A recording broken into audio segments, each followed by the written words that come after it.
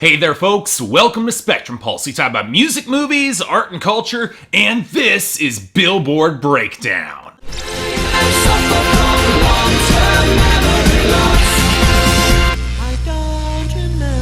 So here's the thing about the Billboard Hot 100 around the holidays. It's basically a crapshoot. We're right after Christmas, most people are still in the regular holiday torpor and don't really give a damn about new music. We're still partying in the lead up to New Year's, which means that the hits that can cater to that impulse are given one last shot on mainstream radio. As for artists, that means that any act dropping a record right now can net a quick bucks because there's little to no competition beyond late album singles for the chart slots. And the only artist that tried to leverage that dead zone, the one so many of you asked for me to cover, yep, it's Chris Brown. Wow, not a good sign. But sure, it can't be all that bad. Look at the top 10, where basically nothing happened. And what's more exasperating is that we're on the cusp of more changes here. Adele's Hello is still at number 1, but peaking on radio and losing ground on streaming is not a good sign, even still dominating sales on YouTube. Sorry by Justin Bieber is right behind it still, as it continues to rule streaming, has huge YouTube, and spent the week gaining airplay. And yet, it was outsold this week by Love Yourself by Justin Bieber, jumping up to number 3, which picked up a lot of traction pretty much across the board and showed real signs of jumping over its competition. Hell, it did so with Hotline Bling by Drake, which fell down to number 4, basically on airplay losses as the other categories held steady. I'd say What Do You Mean by Justin Bieber might be a threat at number 5, but it's losing airplay too, has weaker sales and only a shade stronger in streaming and YouTube. It's not going to get any higher on its own. What might get a little bit bigger is Same Old Love by Selena Gomez, holding on at number 6, which gained tons of airplay and sales,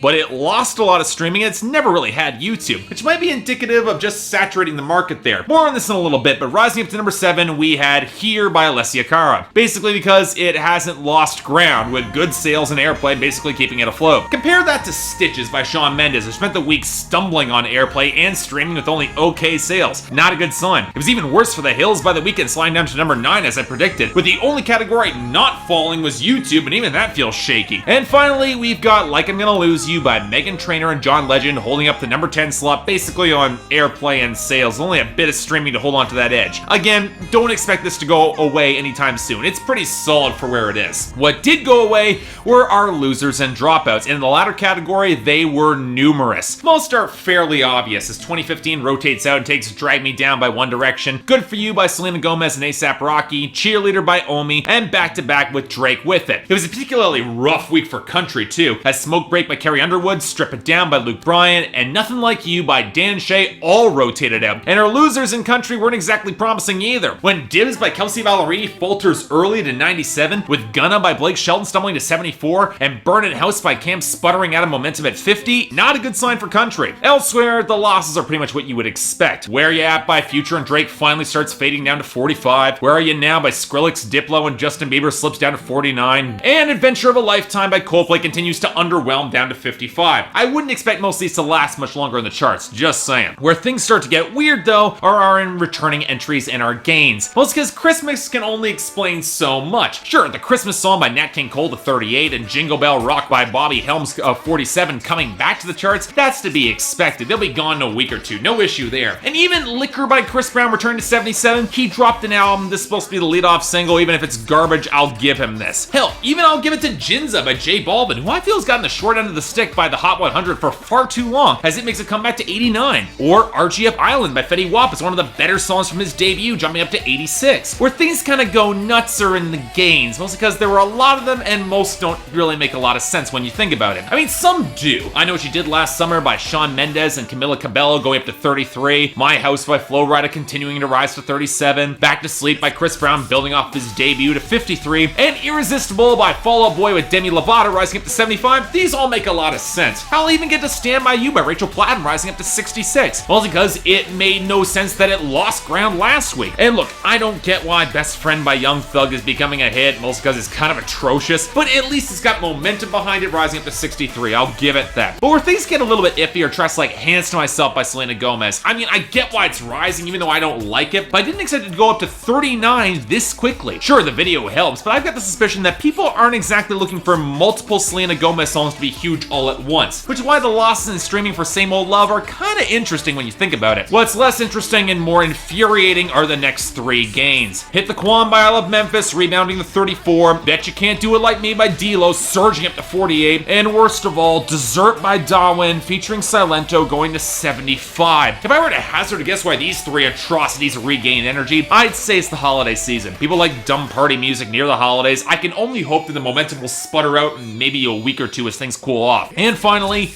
Right Hand by Drake went up to 79, and I have no idea why. Seriously, no video, no meme that jumped out, it just picked up momentum late in this run, and there's no explanation I can find for it. Look, it's the end of the year, folks, and I'm honestly so tired of Drake at this point that I'm just gonna roll with it and just forget the song exists. Not that it looks any better when you see our new arrivals, starting with number 100, Get Ugly by Jason Derulo.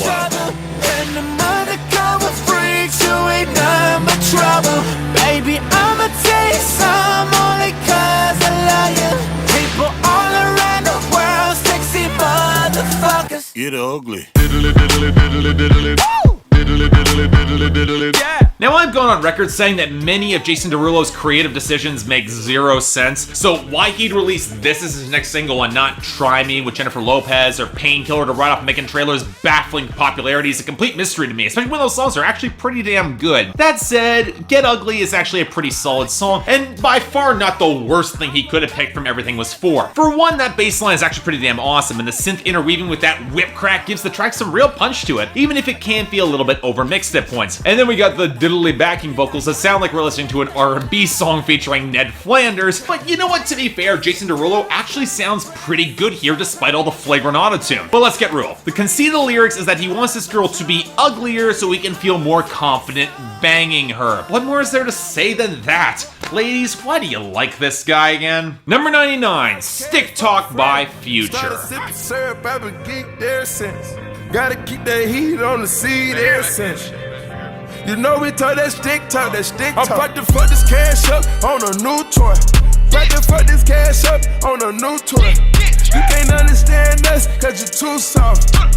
Taliban bands run them straight through the machinery. Well, if your answer is, well, he's better than Future, well, you're not wrong. And really, if the spectrum for Future spans boring to asinine, this is awful. It's more in the latter category. The best thing I can say is that Future sounds marginally engaged and the production isn't bad. Taking an ominous guitar loop with their standard trap beat and throwing in a bunch of squeals for good measure because of course you're gonna do that. The big problem is that we actually have to hear Future rap, and this song is one of his worst, with clumsy, unfocused bragging about slinging drugs, buying cars, stealing your girlfriend, and putting his thumb up her butt. Really? And at this point, he's not even trying to hide his gaping flaws. Riding in a car he can't even pronounce, lying under oath, committing perjury, comparing the money he's stacking to the Taliban. Look, I get this song is supposed to glorify his worst possible impulses, the Future's one saving grace on Dirty Sprite 2, but this is just incompetent, badly conceived with even worse writing. My opinion, skip this. Number 98, Let It Go by James Bay. Just let it be. Why don't you be you? And now be me. Everything that's broke, leave it to the breeze. Why don't you be you?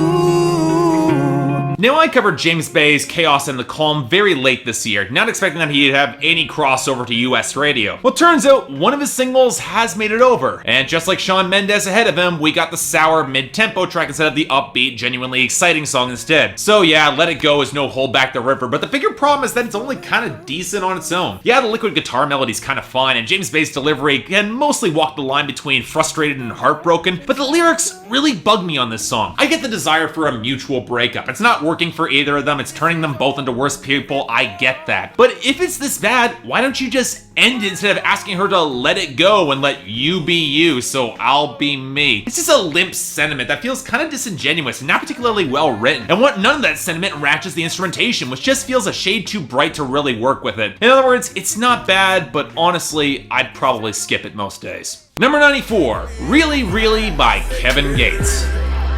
Got money on my mind, I say really, really. I look like I've been ballin' cause I'm really ballin'. I wanna apologize, I'm not really sorry. They ask me if I'm lying, I say really, really. I'm really on my mind, I say really, really. Look, I don't dislike Kevin Gates. He's a decent rapper. I actually quite liked I Don't Get Tired. I've long had the thought he should be bigger than he is. That said, this is goddamn awful, mostly because he takes some decent organ swell with bells, pairs it with one of the more limp hi-hat beats I've heard in a while, and then we watch Kevin Gates completely squander all of his potential in your standard track about hustling, stacking paper that he wants to use like Kleenex, and treating your girl like garbage. And sure, you get these tracks all the damn time. We already had one of them with Future's Stick Talk, but Kevin Gates really seems to go out of his way to be a real asshole here, taking away her cell phone when they hook up, and then promptly dumping her if she catches feelings. Coupled with the lines about eating out Jhené Aiko, supposed to be now turning out to be one of the favorite female R&B songs, into a punchline, fantastic, and the asinine presence of him chanting really, really in order to convince us he's doing all these things he's bragging about. I feel like I've covered hundreds of these songs exactly like this. Look, this is disposable garbage. Kevin Gates, you're better than this. Number 91, Little More Royalty by Chris Brown. Your love, wake me up before you go. Oh, I need a little more, just a little more of your love. You know, it's not a good sign when you're hoping for Chris Brown's song to actually improve things. And this is the first of two we got in the charts this week off his not particularly well-received new album that dropped a week or so ago. And the funny thing is that this is probably the best song that I've heard from it yet. I'm not quite wild about all the effects piled onto Chris Brown's voice, and this song does feel a little bit overmixed, especially on the chorus with the skittering hi-hats. A thin synth line driving the verses is actually pretty solid. Listen to all those chiptune fragments begin cluttering in on the edges. And, you know, I appreciate how he wrote a song about his daughter, which actually sells pretty well. He actually can pull it off reasonably believably. And yet, I can't help but wish that the lyrics weren't so vague that you could easily misinterpret them about being one of the girls that he's hooking up with. It's a song that could have rung as a lot more heartfelt if he'd been a little bit more specific. But as it is, if I'm being honest with myself, I don't mind this. I'll take it. Number 81, Hallelujah by Lindsey Stirling.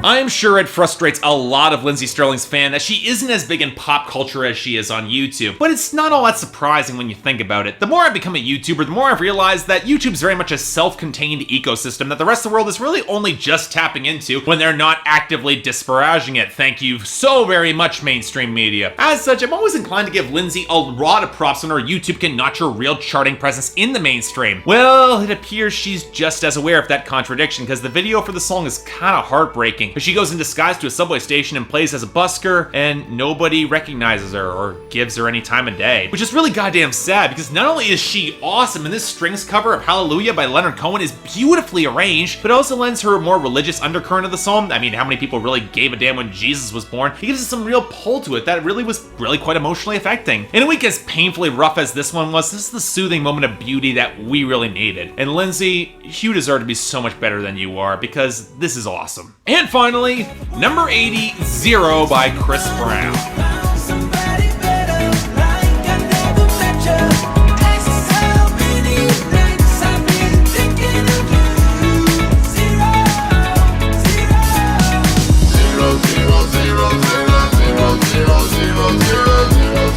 Zero, that's how many fucks I give. And now back to Chris Brown, and a song that I expected would show up on the Hot 100 a long time before now. And yet, in the same way that Cheyenne by Jason Derulo didn't really last all that long, this song is playing in the same lane, took a long time to get here, and it's honestly not even that good and better than Cheyenne. Part of this is Chris Brown. Look, it does nothing to enhance any unique personality he might have when you pile on the vocal filters and effects. And a track that actually has a pretty slick bass groove and synth texture, to say nothing of a pretty solid hook, that's just not needed for Chris Brown at this point. It's a bad sign that when the filters clear away when he raps the bridge. You know, in his most nasal tone that annoys pretty much everybody. Well, I could go on about that robotic voice that bookends the chorus that doesn't really fit. The song just doesn't really come together as a kiss-off track. Well, it's because if you were really thinking Zero about this girl, you never would have made this song. And wait, how can you tell if she's looking at your Instagram? You can't directly track that. I looked that up. Regardless, the instrumentation is strong enough for me to think the song is okay at best, but it's also not a song I'd seek out, and I'll probably avoid avoid seeking out that album. And on that note, let's talk about our best and worst, and really, there are a few weeks where it's been simpler here. Worst is easy. Really by Kevin Gates takes that spot, if only for being such a disappointment, with Stick Talk by Future grabbing the dishonorable mention, being saved only by better production. Best of the week, easy too. Hallelujah by Lindsey Stirling runs away with this. The honorable mention, you know, I'm gonna give it to Chris Brown for a little more royalty. It's not good enough that I'm gonna check out the album again, but it's been over 6 years, and if he's turning over a new leaf and actually growing up, I'll give credit where it's due because this is a good song. Please let there be something better and something more happening next week, because I'm not sure I can get through much more of this. But till then, I'm Mark, you're watching Billboard Breakdown on Spectrum Pulse, and I'll see you next time.